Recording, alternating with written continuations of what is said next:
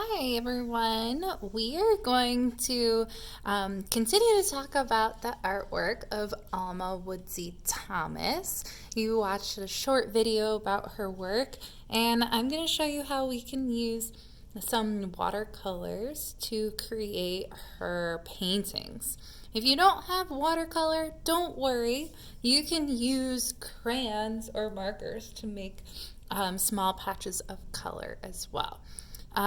So for this video, if you have watercolors, I'll be demonstrating. And the first thing I want you guys to practice is just using a cup of water and a brush. I want you to practice keeping your brush on its tippy toes. Yeah, brushes don't have toes, but pretend that part of these bristles are the toe. It would just be the very tip. And when we paint today, I want you to just use the very tip of your brush. You can practice just using water on your hand and kind of work on tickling your palm a little bit. And you'll notice when I'm staying on my toes, my brush, all those hairs on my brush make up those bristles, and the bristles stay straight. They don't smush down. Now, you might be used to painting by smushing your brush down like this. And when you smush down like this, you create a bigger mark. But when you keep it on your toes, what kind of mark would you make instead? Yeah, a small mark. Good.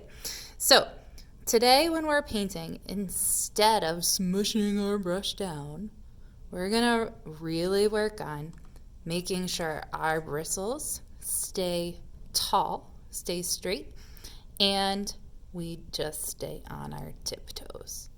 Awesome. Okay, let's get started. Now for this project, you can choose if you want to make yours into circles or stripes. I have been working on one that's using lots of stripes. I'm going to show you now one with lots of circles. So to start, I'm just going to pick a color that I want to start with. I think I'm going to use this magenta color. You can use whatever color you want though. And I'm just going to start by making a circle the best that I can. And then I don't have to worry about making it perfect. I'm just going to make a circle. If I have something nearby that's circular that I could trace, maybe a glue stick cap, you could trace it if you want to, or you could just try your best to draw a circle and fill that in. Once you have that done, maybe you want to use a little bit more water on your brush to really blend in that color. We're going to switch to a new color. And for this new color, and I washed my brush off, and I'm getting my new color. And now I'm going to work on making those small marks that we saw Alma make in her painting. And to do that, I'm keeping my brush on its tippy toes, and I'm going to follow the shape of the circle. And I'm going to make a dotted line around my circle until it makes a complete shape. Awesome. Now I'm noticing that I have some space between my circle and that line I just made. So maybe I'll challenge myself and I'll make another set of dots between them. Ooh, that looks really interesting when the lines get really close together. Awesome. Okay. I'm going to go ahead and I'm going to keep on going. And I'm going to make another circle around that one. Maybe this time I'll make two that are the same color. Yellow. And I'm going to get some more yellow paint on here. And I'm going to do another yellow. Notice what happens to the size of the circle that I create every time I add another layer? Yeah, that circle gets bigger. pretty soon my circles are gonna go off the side of the page. And when that happens, what do you think we'll do so that we can still fill up the whole paper? You have a guess? I think we'll be making some half circles or part circles. Let's see. Yeah, see how I pretended to complete that circle, but it didn't quite make all the way around?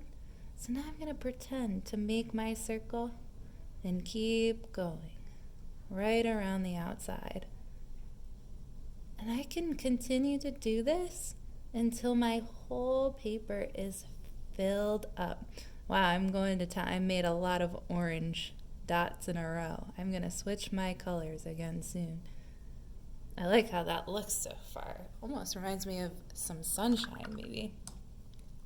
I'm going to switch to some dark blue I haven't used yet. I'm going to make some circles with dark blue. I want my blue to be a little darker. I'm noticing that some of my dots are getting bigger now that my circles are getting bigger. So I'm going to try and make them small again.